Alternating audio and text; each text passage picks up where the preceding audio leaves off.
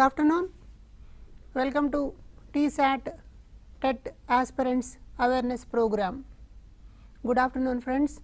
Today we are going to discuss about TET syllabus, particularly child development and pedagogy. What chapters are already there in the syllabus, and in the morning session we discuss some areas.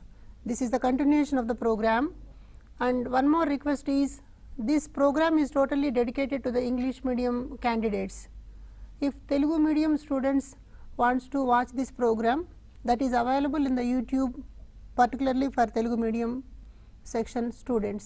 Watch this program exclusively for English medium people. If you want to know Telugu version also, that is available in the YouTube. Please watch in YouTube TSAT channel. And one more important point I would like to share here is to get good marks in the TET examination. It is very easy to get good marks in the TET examination, particularly in child development and pedagogy. There are only 6 elements or 6 domains or 6 chapters. One is development of child, and another thing is understanding learning.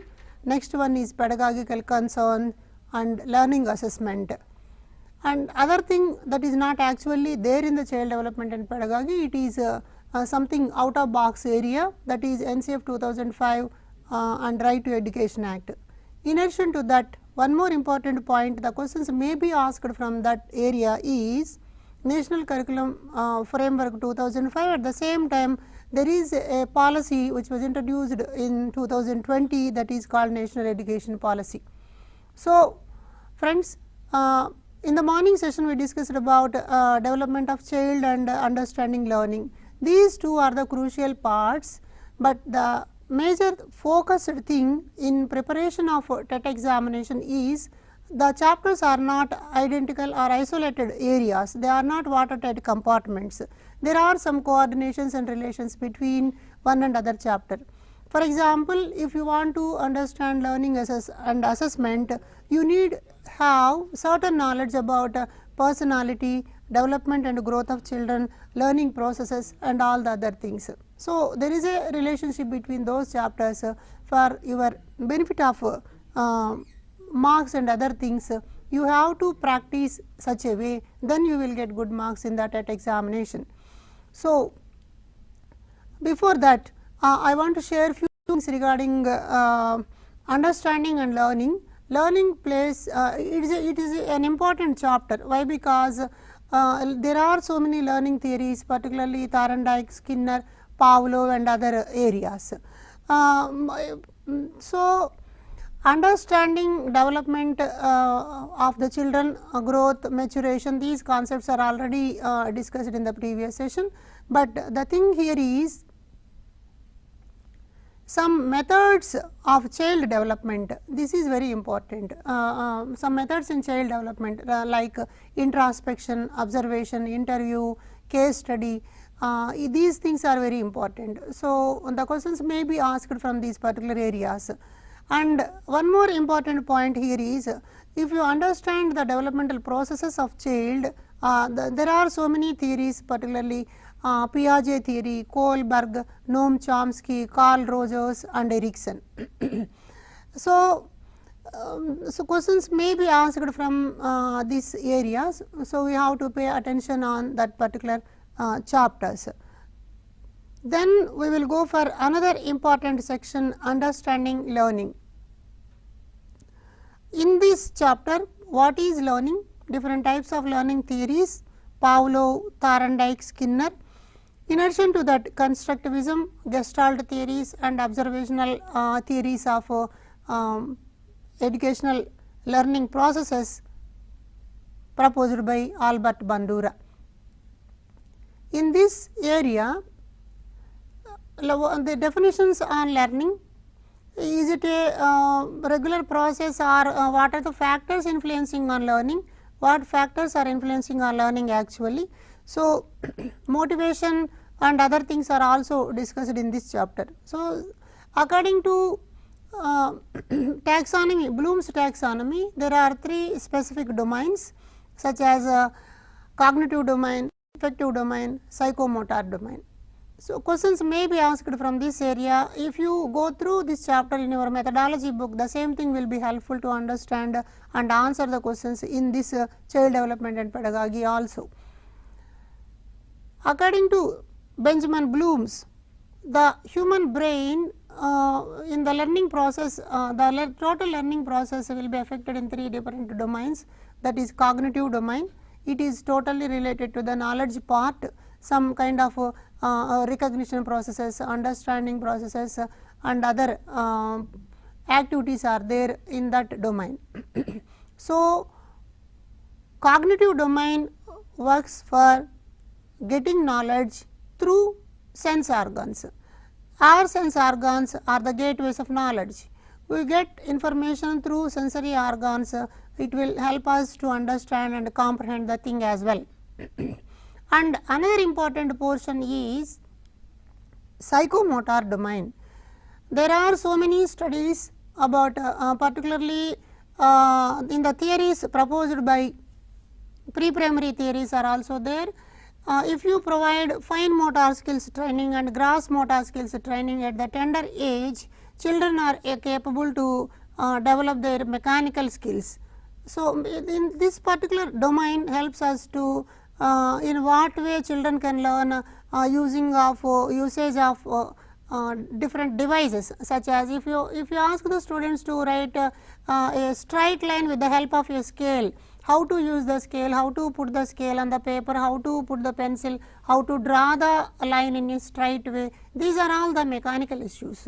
So, in this learning process you need not confine to providing information to the student, it is not only confined to cognitive area, some kind of practices, some kind of head hand eye coordination is most important. If you make children to learn something, this connection is most important. Make the children to use their sense organs, particularly eyes, ears and other sensory organs and hands. With the support of these two issues, the coordination will be affected to the brain also. So, these 3 areas interconnection, head, hand and eye, coordination among these 3 areas will help the children to learn things in an easier way. So, there is no overburden, there is no boredom and other things will not appear in the learning process. So, it is very important to provide such kind of learning experiences to the children to learn things by what is that called learning by doing. In our educational theories, John Dewey proposed democracy in education. He said that the country which provide education facilities based on the individual differences, the country only will develop. This is the definition given by John Dewey. If you want to provide such type of academic supports or avenues to learn things, that should be individually capable to the student to participate in the teaching learning processes. So, according to Benjamin Bloom, the first domain is confined to information. The second domain is helpful to the children to use their head, hands and eye. So, that is why that is called motor skill related domain, psychomotor domain. If you want to introduce such type of teaching learning processes in the classroom, you have to adopt suitable teaching learning activities, that is called activity based learning. If you allow the student to participate in the activities, the child emerged or the child engaged in the real time teaching learning practice. This helps the children to understand and comprehend the thing in an easiest way. At the same time, the abilities or innate abilities which are there in the child will also scale up by using such type of activity based teaching learning experiences. So, Maria Montessori, who studied and implemented about pre-primary education, also suggested that fine motor skill and gross motor skill training will help the students to understand things in an easiest way. The participatory approach is the best way to make the children to understand things in an easiest way. So, learning by doing, participatory approach, activity based education, child centered teaching learning pedagogy, all the areas are comes under this cognitive, psychomotor and affective domain based classroom experience. And one more point here is the laboratory or the place where children do experiments or perform things is the laboratory. Laboratory is a place to understand things by making things, by participating, by inquiring, by observing, by doing something. So, laboratory is the place for the children to develop their psychomotor skills. At the same time, another important thing, another important domain is affective domain. Unfortunately, in the present education system, the affective domain is not yet focused, but in our present textbooks, there are so many avenues, there are so many places, there are so many questions to improve the affective domain of the students. For example, in languages, if you are in that particular place, what will you do? Such type of statements are there. After completion of a story, for example, there is a crab and a crane. If you are in the place of a crab, what will you do? This type of question will help the students to think in their own perception, in their own dimension and reflect in their own previous experiences. So, such type of avenues are already there in the textbook. So, you have to focus where the questions are presented in the textbook, why such type of questions are introduced in languages, even in sciences and other subjects also. One academic standard is there in EVS. In our environmental sciences, one specific academic standard is there, that is concern towards biodiversity and application in daily life. These type of academic standards are also helpful the students to scale up their knowledge in that particular affective domain.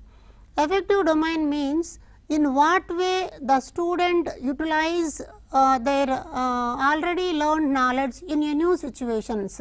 So, application of the concept in daily life situation, applications of the learned concept in a new situations will helpful the students to improve their affective domain areas.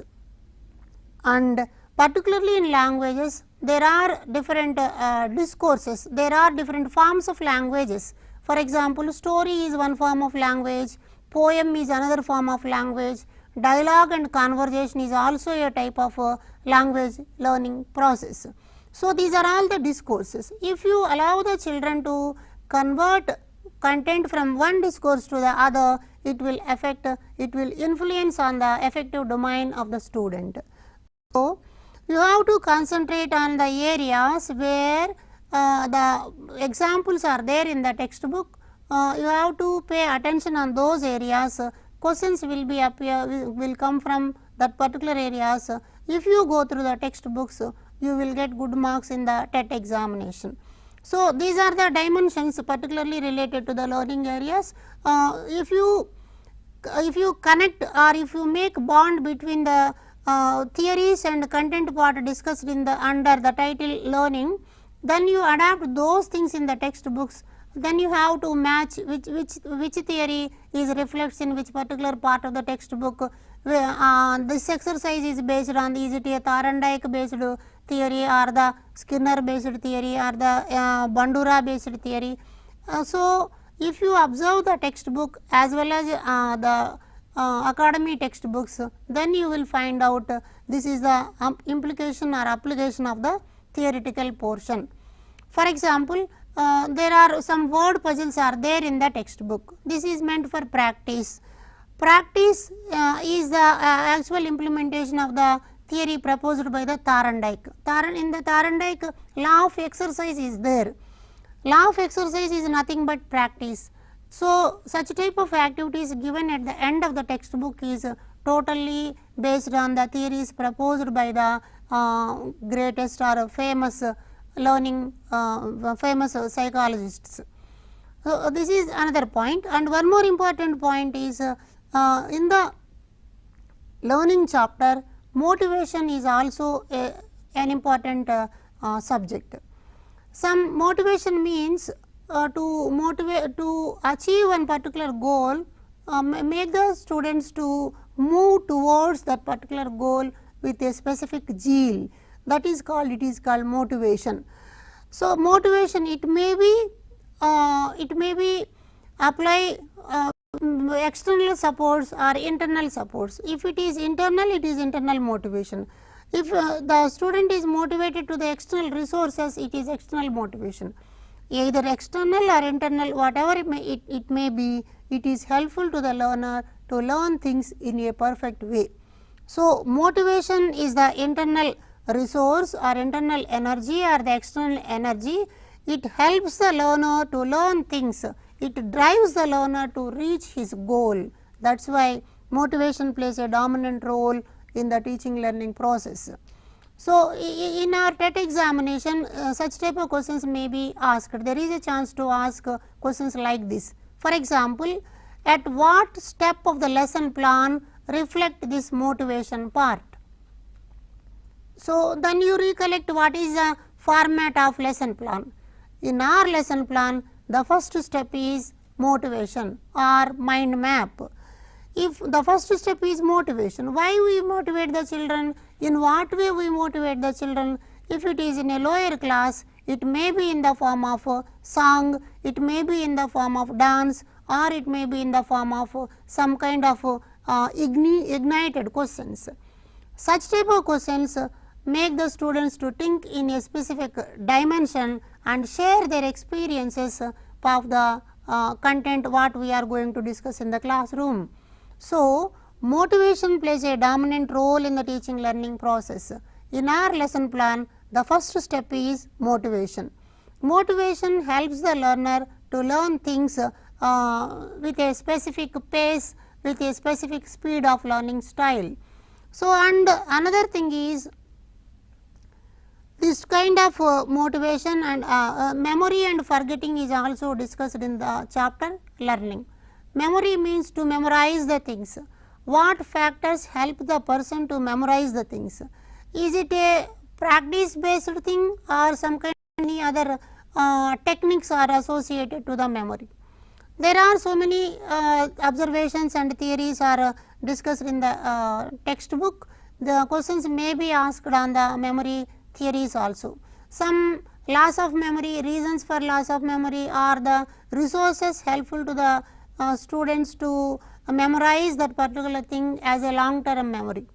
If it is a short term memory, what factors are influence on the short term memory? Some questions may be asked in the previous question papers also. For example, if one particular person memorize the what is that seat number in the cinema hall or the seat number in the railway reservation ticket, this is a short term memory. After completion of his journey, he will forget that particular number, and same time some long term memories are also there.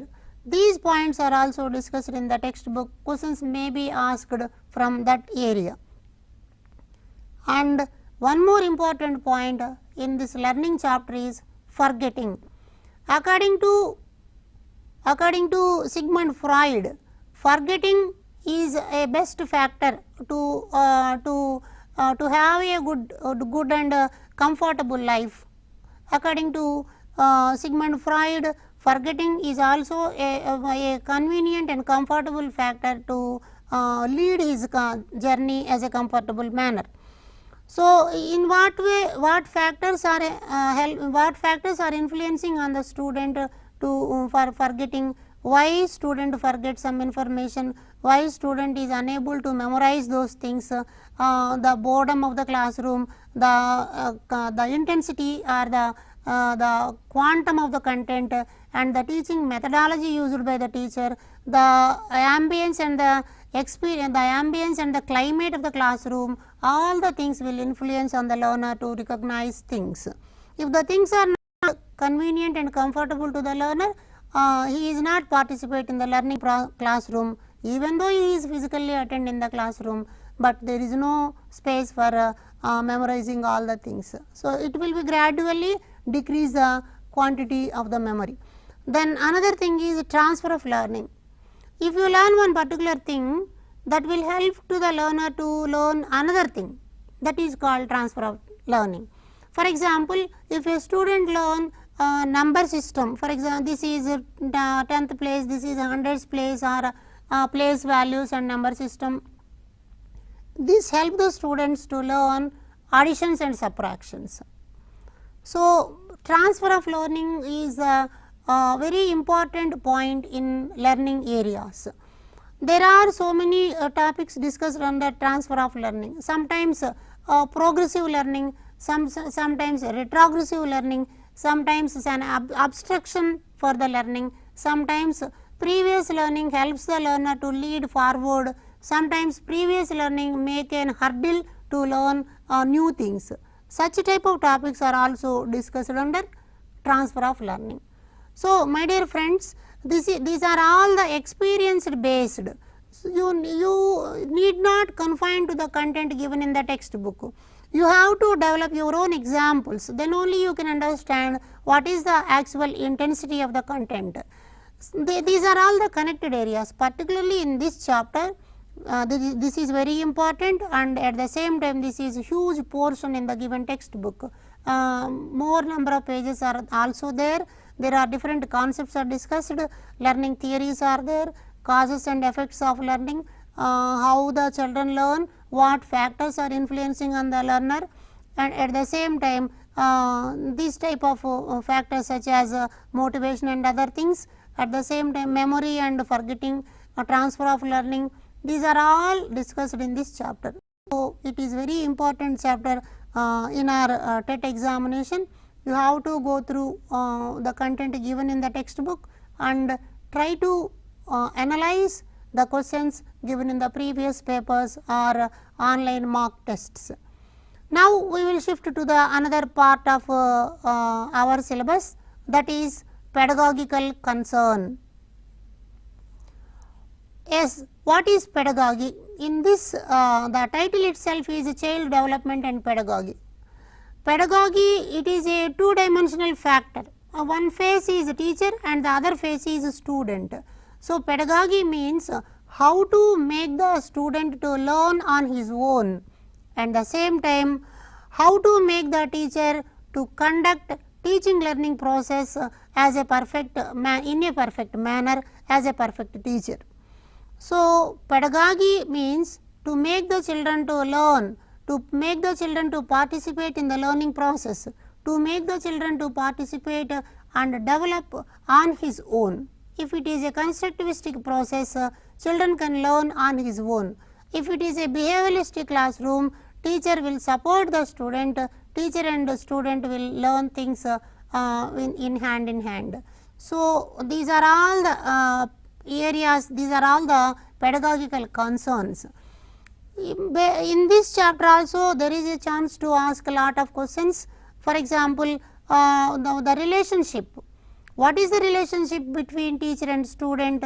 In what way relationship will be established between students and students, and the same way student and the material. If the learning takes place in a perfect way, such type of bonding is very essential. There should be a positive bond between teacher and student, there should be a positive bond between student and student, and there should be a positive bond between student and material.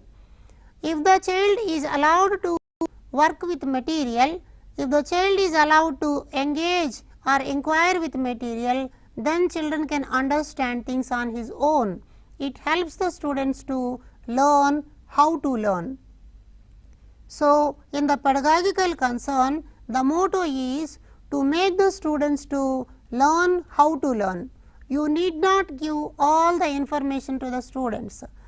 As per 2005, we will discuss later, that is NCF 2005 National Curriculum Framework. That is also suggested that the role of the teacher is just as a facilitator. He need not explain all the things in a direct way. Let the students to explore on his own. The role of the teacher here is he just provide such type of environment, such type of facilities to the children to learn on his own. So, this is also one important point, and another important point is learners in contexts, situating learner in the socio-political and cultural context. Children from diverse context, children with special needs and inclusive education. These are all the areas we must study for our examination. What is that? Contextualized learning process. Children can learn through the context only. Learning cannot take place without any context. If it whether it is a language or non-language, it is mathematics or science, social, English, whatever it may be. If you allow the children to participate, so the responsibility teacher here is he should provide such type of context. Context means it is in the form of experience or in the form of matter provided by the teacher or in the form of new experiences or in the form of previous experiences of the students. Whatever it may be, there should be a context. Without context, it is not possible to learn things in a proper way. So, my dear friends, contextualized teaching is also a pedagogical concern. Context is totally depend on the experiential orbit of the student.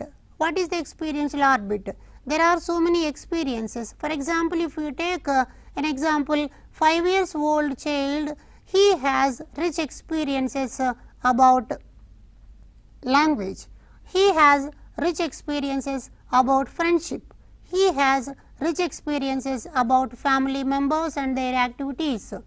So, the school should allow the students to share their experiences in a proper way, then only he can participate in the learning process.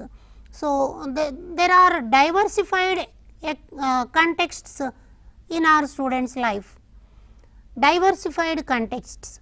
Why? Because every child, every individual has its own identity.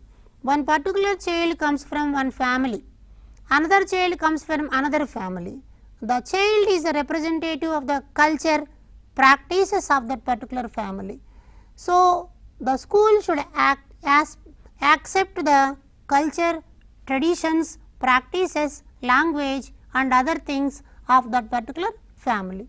School should allow, then only children can participate in the teaching learning process. So, questions may be asked in that area.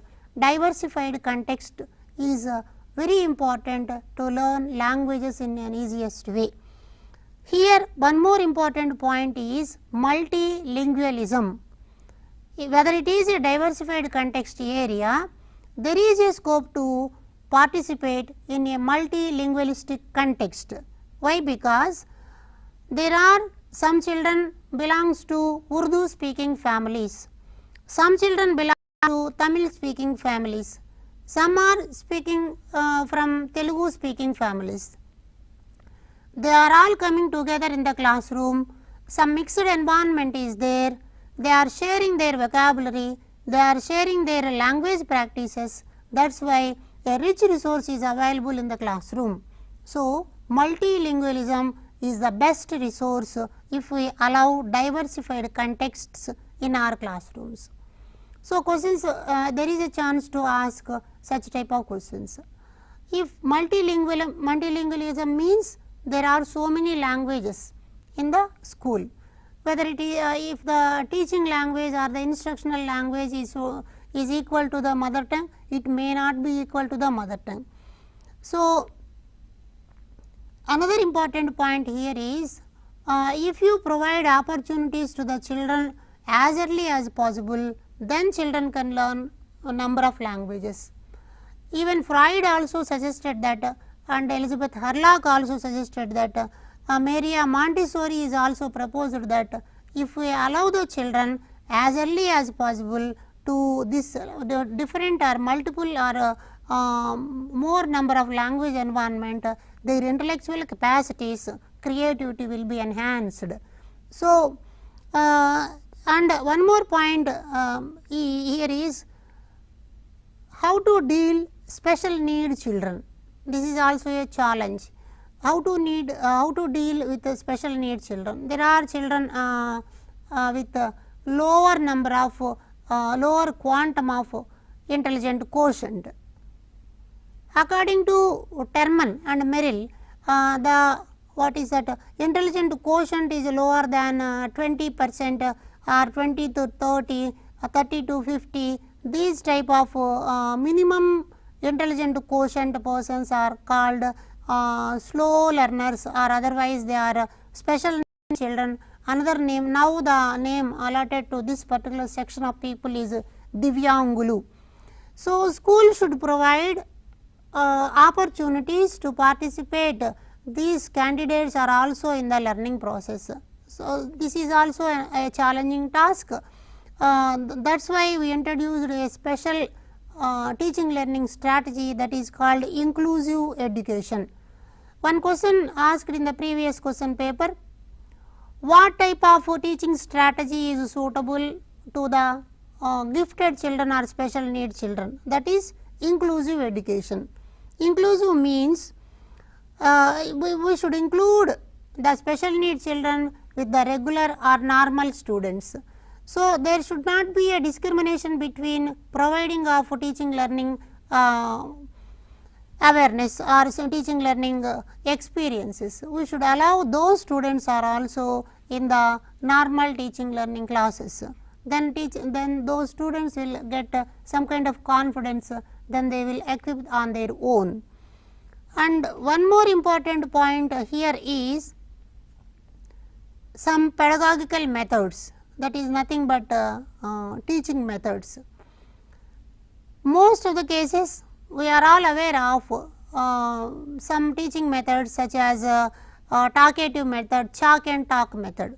Some kind of this chalk and talk method is totally information oriented methods.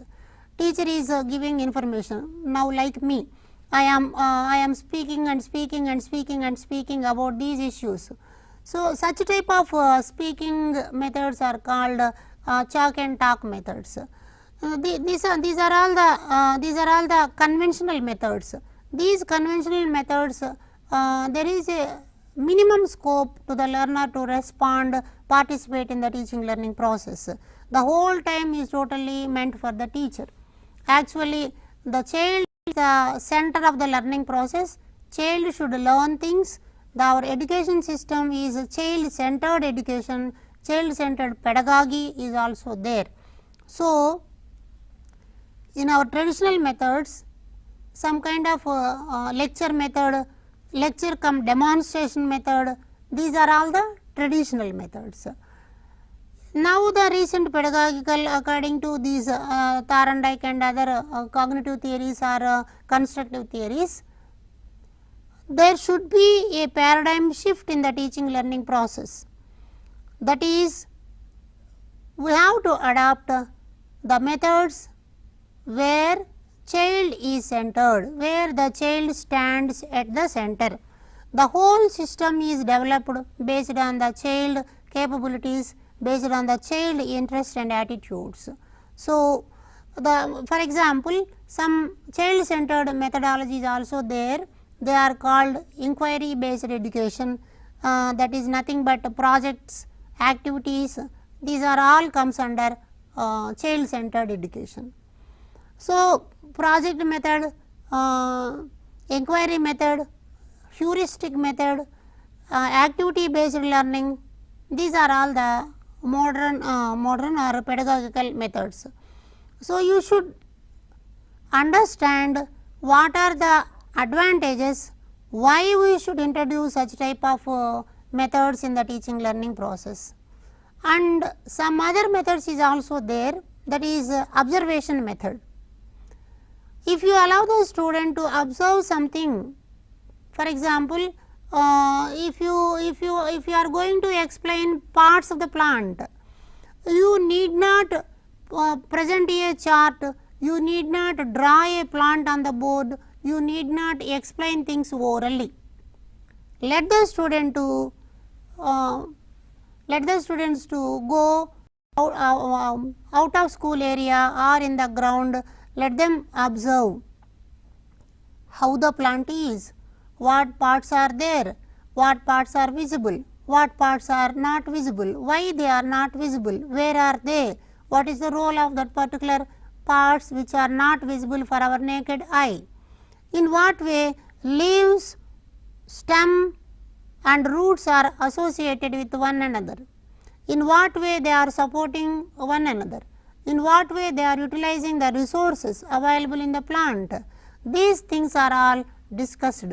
So, observation and discussion are the advanced methods, and the same time survey method. Survey is also a kind of method to learn things. If you allow the students to collect information from the school, in the school or out of the school, children will collect certain information, they will analyze the information, then they come to draw certain conclusions based on the information. So, we have certain academic standards in our subjects like social studies and science. One academic standard is there, that is information skills. In that particular academic standard, we have some sub activities are also there. They are collection of information and the other thing is analysis of information. Both are very important. If you allow the student to collect something, he need some kind of what is that, a tool, how to collect data from the resources. So, a tool may be designed, it may be designed by the teacher. If you train the students, they will develop their own tool to collect the resources. And another thing is, after collecting the data, the students should analyze and identify what actual problem is there, what resources are available, in what way we will solve the problem, what sources are there, what challenges are there. They will analyze all the things, then finally they will come to certain conclusions. This is also a type of method that is also there in our syllabus. So, there is a chance to ask questions in this type of activity based teaching learning methods. And very simple question one time asked in the examination, in the activity based teaching learning method, who is center point? Who is center point? The entire process is focused on the learner, that is nothing but student. In the activity based method, student is the center point, the focused portion is student. And one more important thing we need to discuss under this particular title is cooperative and collaborative learning. Learning does not, cannot takes place isolatively. Why? Student or human being is he likes to participate in a socialistic way. Without friends, without society, without family and other members, one can survive, one cannot survive. That is why school is a place where students share their experiences and get knowledge from other persons. So, cooperative and collaborative type of learning takes place in that areas. So, school is the place, society is the place where students acquire knowledge cooperatively and collaboratively. Some special activities are designed for that purpose. They are group activities. Which activity is helpful to the learner to conduct cooperative and collaborative learning process? Group activities. Actually, in our school system, there are three types of activities. One is individual activity, second one is group activity, third one is whole class activity. So, here the group activity plays a dominant role. In this group activity, children can share things, they will develop their abilities with the support of other group members. So, they will work on that particular point in a cooperative way, and they find out solutions for that problem in a collaborative way. So, cooperative and collaborative teaching learning strategies are helpful to the learners to improve their democratic values. If one student wants to become a good leader, he should go through the cooperative and collaborative learning processes. If you provide children as a democratic learning environment, teachers should adopt cooperative and collaborative learning processes. Questions may be asked on these points. What is the purpose of, what is the main objective of cooperative and collaborative teaching learning process? The main objective of this particular teaching learning process is to make the children as a good democratic citizen, to make the children as a leader, to make the children as a follower, to make the children as a person to listen others in a perfect way, to make the children as a good orator, to make the children as a good activity maintenance person. So, these are all the results of cooperative and collaborative teaching learning processes. And one more thing is, in this individual and group learning, there are some issues and concerns with respect to organizing learning classrooms, like study habits, self learning, learning to learn skills and other things. Already we discussed these areas. So, school system should provide such avenues such as group learning. What is that? Group activity. In our textbooks, so very good number of examples are there. Whatever textbook you wants to go through, in that textbook group activities are also there. But the questions will be asked in our examination like this. For example, if a teacher providing facilities in the laboratory, is it individual activity, group activity or whole class activity? Whether it is a lab activity, if you provide apparatus, one apparatus for one student, it will become individual activity. But most of the cases in our laboratories, some minimum number of equipment is there. That is why we are conducting lab activity is also a form of group activity. So, these are the things regarding pedagogical concern. And another thing is, another important thing is organizing socio-economic background and abilities and interests. So, some techniques should be adopted by the teacher in the classroom dynamics. If you want to frame a group, if you want to make a group with students, at all cases the group should be heterogeneous in nature. The group should not be homogeneous. What is heterogeneous? The group members are coming from different section of society, different cultural forms, different language practices, different experiences, different levels of IQs, all will comes under one particular group, that is called heterogeneous group. You should not groups boys group separate, girls group separate. There should be a mixed group. If it is, for example, all A grade students is in one group, that is called homogeneous group. All the boys in one group, that is called homogeneous group. So, the question may be asked from this area, what type of grouping technique is suggestible? Is it homogeneous or heterogeneous? Heterogeneous is the right answer. So, group dynamics is a most important point. Instead of teacher centric, subject centric, the learner centric pedagogy, learner centric methodology is most important. For example, one question here is picture cum demonstration method. Picture cum demonstration method.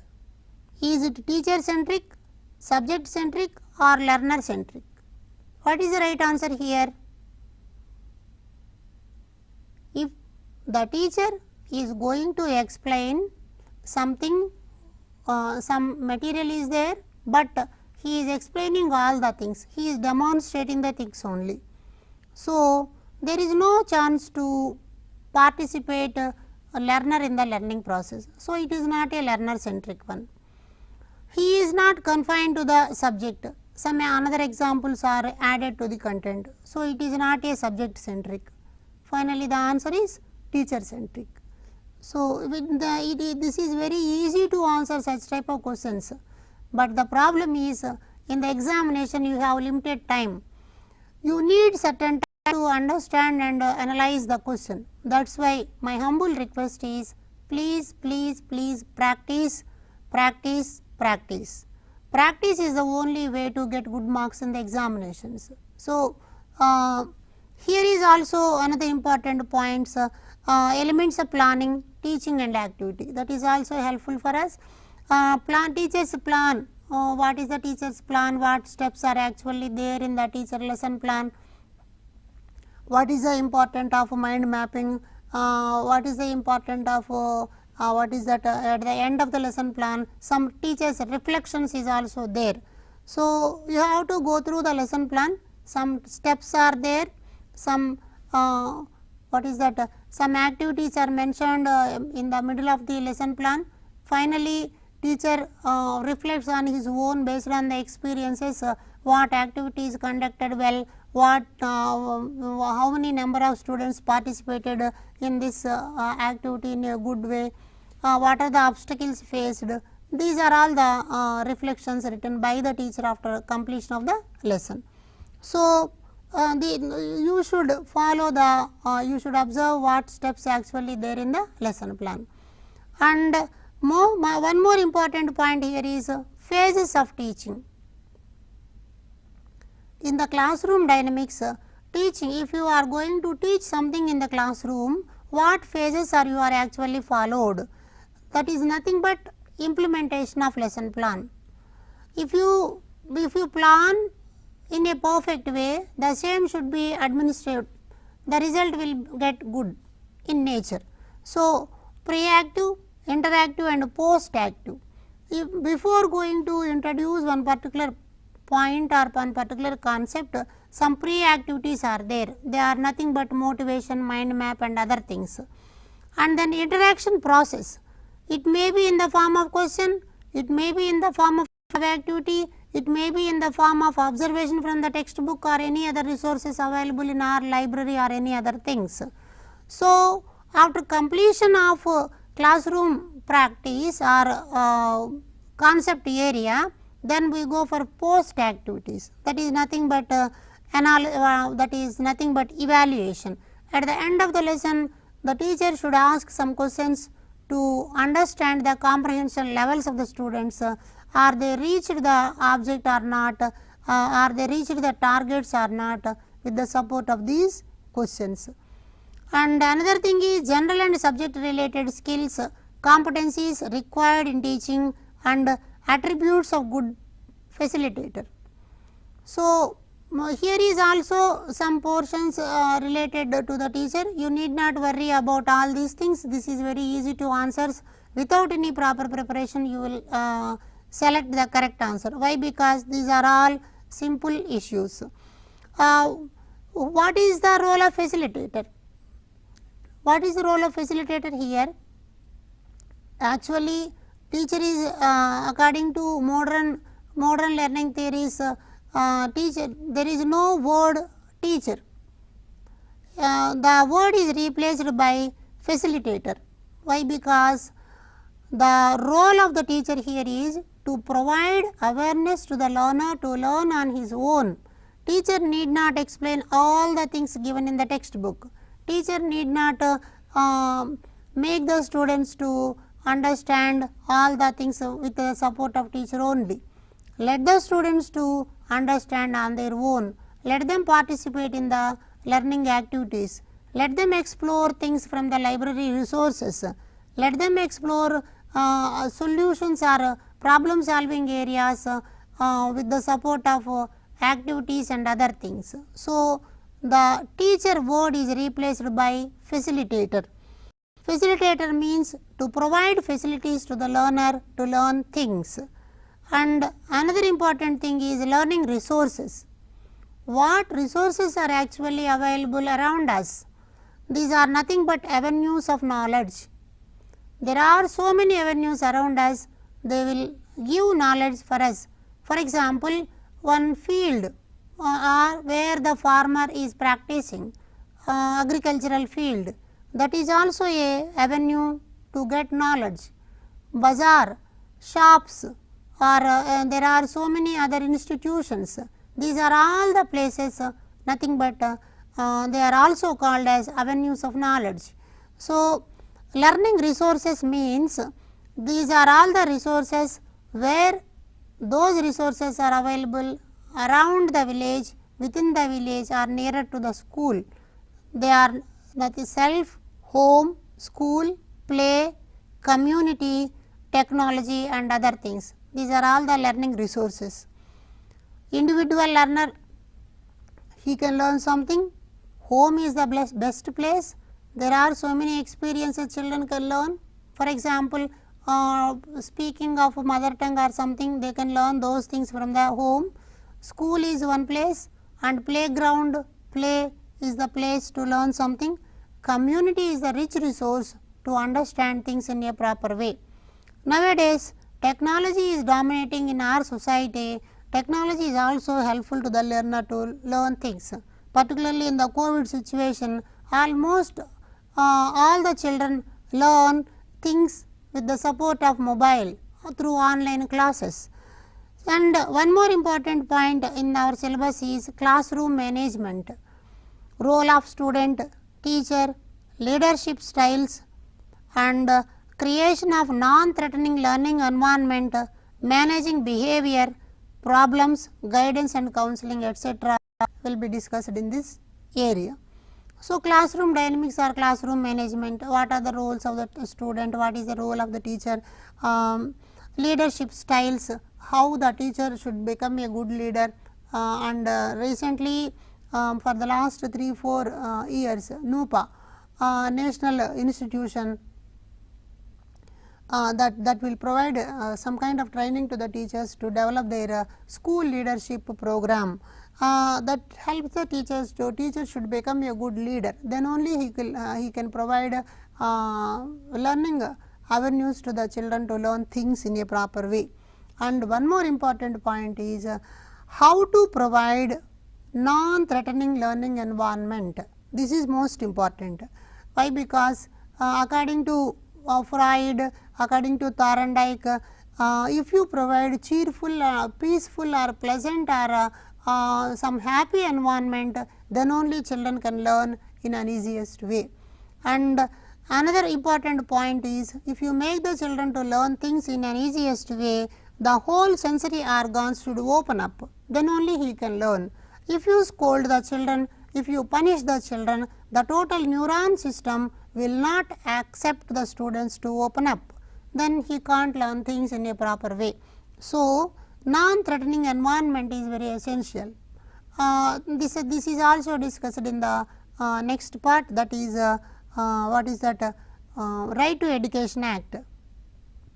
Then we go for another important and last part in our syllabus, child abuse, punishment and its legal implications, rights of child and time management. All the things are, most of the things are comes under Right to Education Act. Actually, with our constitution, child has certain rights, child abuse, child punishment, good touch, bad touch.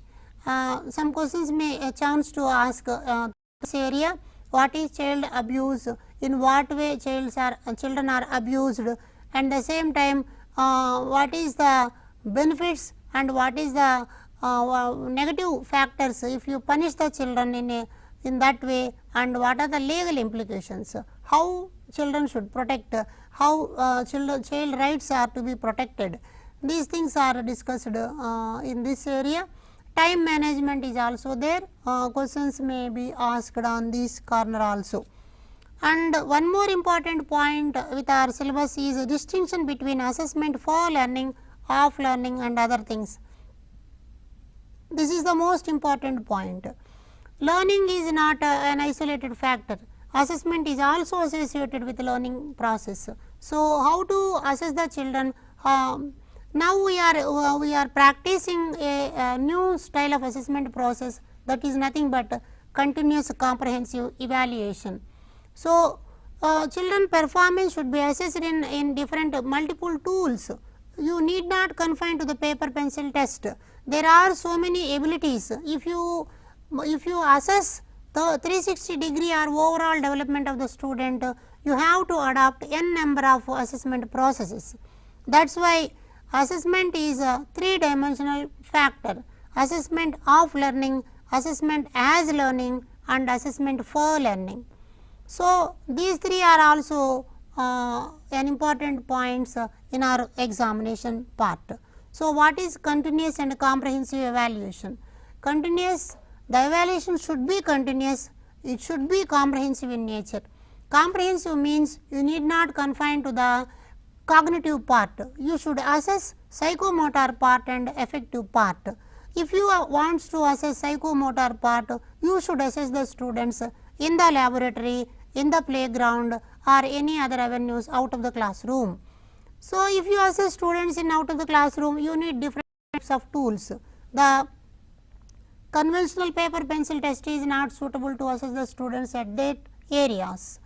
And one more important point is understanding teaching learning context of NCF 2005. This is most important. Questions may be asked from this particular area. What is NCF? N means National Curriculum Framework. This is a policy issued in 2005. This is a great policy. The entire teaching methodology, entire objectives of teaching, entire process is also shifted from conventional model to the constructivistic approach.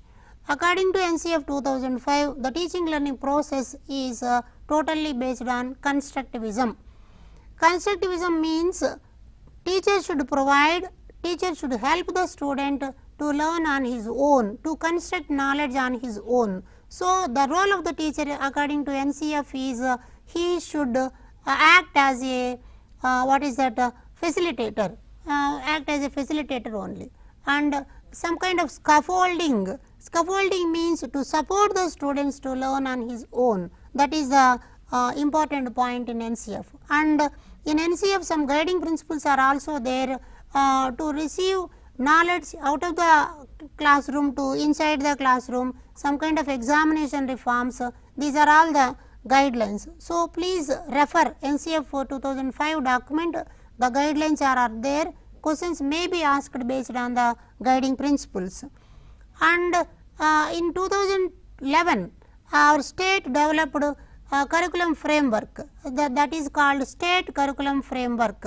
State curriculum framework, the basic principle in the state curriculum framework is experiential learning is the motto of state curriculum framework. What is the meaning of experiential learning? To provide such type of experiences, children can learn on his own, that is somewhat extension of NCF 2005. The same objectives are also reflected in the state curriculum framework. And one more point is Right to Education Act, that is 2009.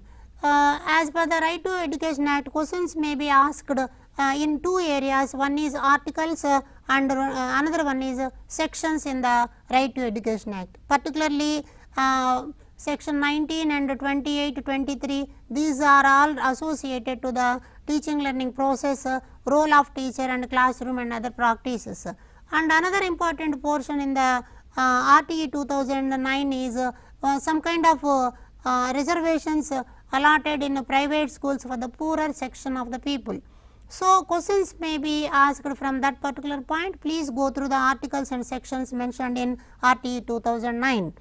And last part, one more point here is National Education Policy 2020. This is only the extension. Actually, this is not there in the prescribed syllabus. If questions may asked on this particular part, you should go through the important areas.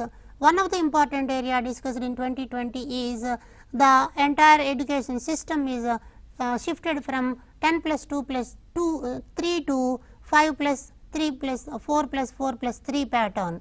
So, the academic pattern is changed. So, these are all the things. Please go through the textbooks. Telugu Academy books are very sufficient and important. The questions are in a simplest way. Please try to make practice on your own. Analyze the question. It is very easy to recognize the answer, but the problem is with the distractors. Please find out the correct answer only through the analysis. So, wish you good luck. This is regarding our TET syllabus. Thank you.